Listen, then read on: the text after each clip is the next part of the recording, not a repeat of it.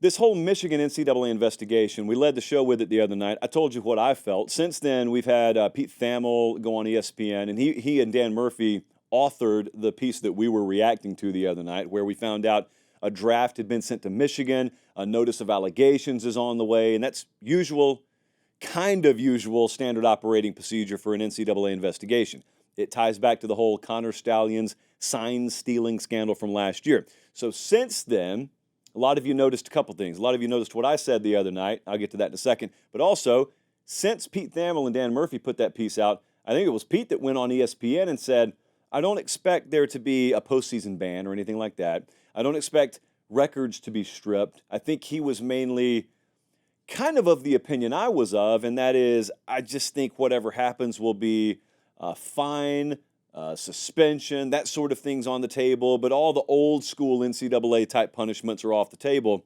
And so maybe that's true. I told you I got no information on that. Your guess is as good as mine on that front. I'm just going to react to that this way. Do we really know? Pete may know. Paul Feinbaum, saw him on there the other day. He may know. I got no clue. So I'm just baselessly speculating on this particular front. Do we really know? In other words, is there any confidence to be had by using precedent? I'm not quite sure. Even if you could go back in time and find a case that, broad strokes purposes loosely resembles this, this is not the same NCAA. It's not the same governance structure. I personally have felt there's a lot more rogue nature about this investigation. It's felt a lot more personal to me. So that's my outside opinion on that. They may be dead on the money. My guess would be they're on the money. But if I were a Michigan fan, I wouldn't just have total confidence in that because someone went on TV and said it, is what I'm saying. Like when I've got a draft of a notice of allegations, and that thing said the other day, Pete Thamel and Dan Murphy's reporting on ESPN.com the other day, it's worth a paper pop, said a level 1 violation for lack of institutional cooperation. I'm paraphrasing there. That wasn't the exact language, but that's not a small deal. That just kind of got glossed over. That's not a small deal. So that was what we led the show with the other night. And I told you a couple things the other night. The first thing I told you is what I've told you for months, even when this investigation was really heating up in the fall. And we were at the Penn State game. I'm still not going to tell that story, but we were at the Penn State game the day Harbaugh found out he wasn't going to be able to coach. He's suspended, so Sharon Moore, interim head coach, steps in, and they beat Penn State, and it's really emotional on the field. And then all throughout the rest of the season, like what's going to happen? Is this title legitimate if they go on to win it? Well, they did go on to win it. Is it legitimate? And I told you, hey, if I was a Michigan fan, I wouldn't care about the outside noise. I would treat the edge of this season like the edge of a cliff. I'm not looking past 2023. I've got a generational team here. We're on a generational run. A lot of these guys came back for this. There's great continuity and culture inside the locker room to the point where the outside noise only galvanized them. And so I thought to myself, if I were a Michigan fan, I said the same thing all fall that I said the other night. I wouldn't care because the NCAA could do their worst. They can't take away my memories. I saw us beat Ohio State. I saw us win the Rose Bowl in overtime. I mean, that's a scene for the ages out there. I saw us beat Washington and win the national championship. I don't care if some 4-letter organization in Indianapolis comes down the road and says, no, you have to give us that banner back. Well, you can't take my memory, and that's what it's all about for me as a fan. Now, I'm not a Michigan fan. So then I gave you part 2 the other night, and a lot of you, prayer emoji, a lot of you had a problem with it, which I suspected.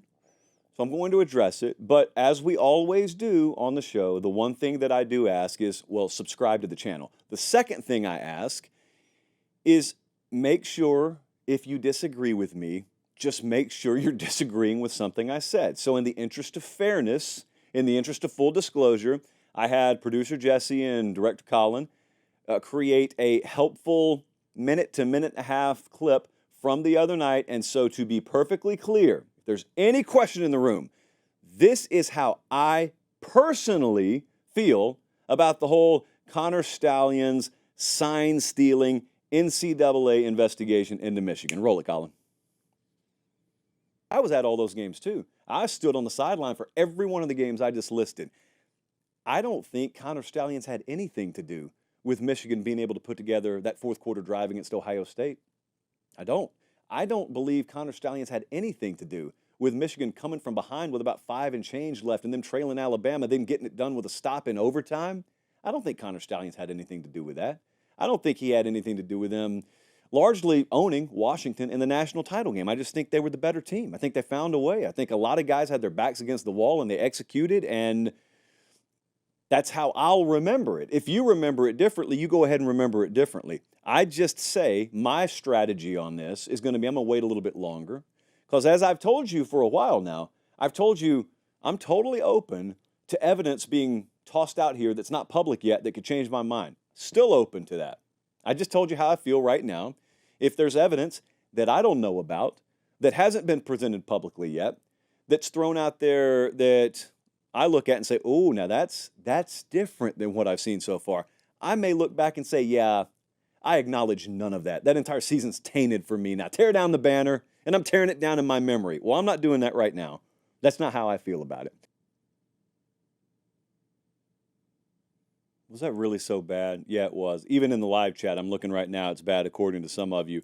So, couple of things here.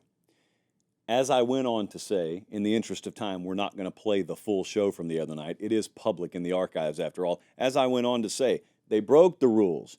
They absolutely knew what they were doing. This is my opinion, by the way. This is not the NCAA's findings.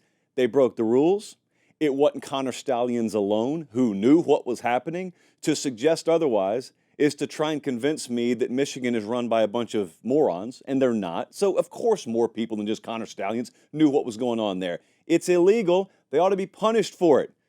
I just said all that. That's not someone else's opinion. I'm telling you that's how I feel about it. What I'm also telling you, just like any of us, anytime a rule is broken in any sporting event or any competitive culture, is I've got this line of demarcation. I've got basically a threshold in my mind beyond which I view an accomplishment as tainted. If your mind doesn't work like that, it's okay.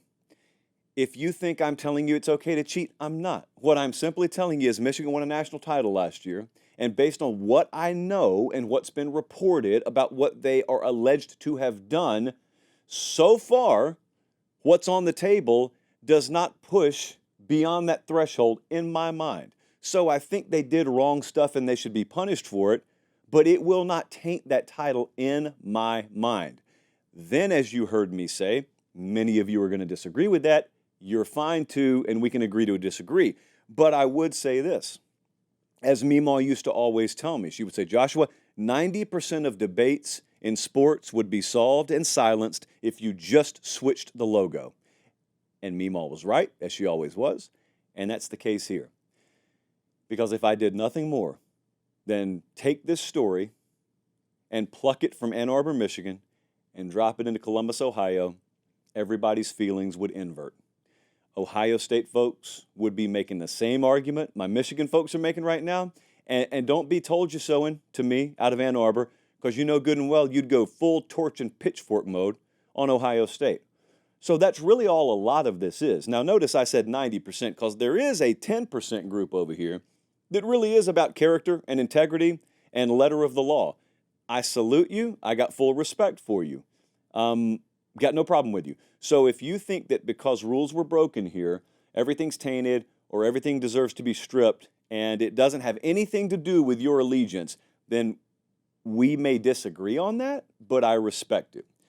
But I know, and you know as well as I know, that many of you are just yelling because the color of the confetti in the B-roll here is maize and blue, and it's not scarlet and gray, or it's not blue and white, or it's not green and white. You know, I mean, if we were to do nothing more than switch the color of that confetti, keep the details the same, a lot of you would mysteriously have less of a problem to no problem at all with this.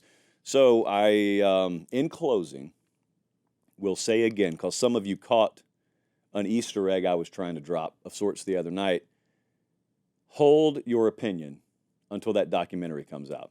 There may be some foolishness in that documentary.